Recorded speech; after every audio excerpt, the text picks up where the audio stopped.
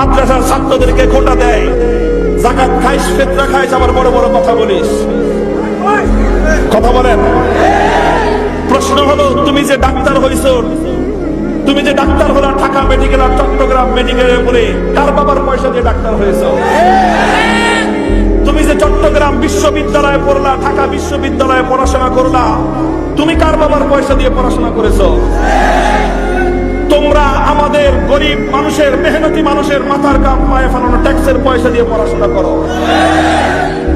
একটা ছেলে মেডিকেল কলেজে যদি পড়তে চায় প্রাইভেটে, আজকে বাংলাদেশে প্রাইভেট মেডিকেল কলেজ আছে, একটা ছেলে ডাক্তার হতে কমপক্ষে 40 থেকে 50 লক্ষ টাকা খরচ হয়।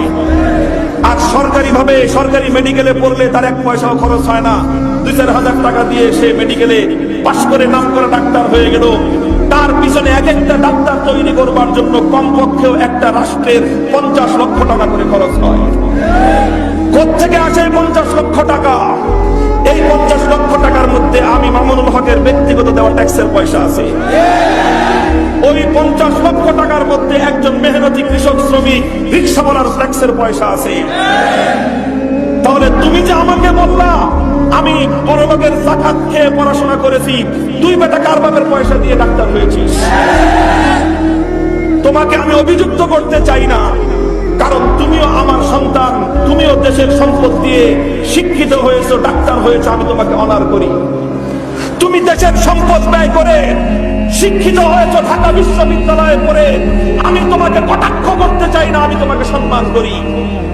তুমি যেমন জনগণের পয়সা দিয়ে পড়াশোনা করে মানুষ হয়েছো, শিক্ষিত হয়েছো, মাদ্রাসাগুলোর ছেলেরাও আল্লাহ প্রদত্ত ট্যাক্স, যাকাতের পয়সা দিয়ে তারা লালিত পালিত হয়।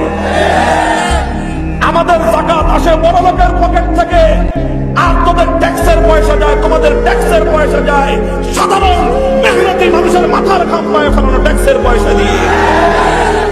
তাহলে তুমিও আমার পয়সা দিয়ে লালিত হও, আমিও তোমার পয়সা দিয়ে লালিত হই।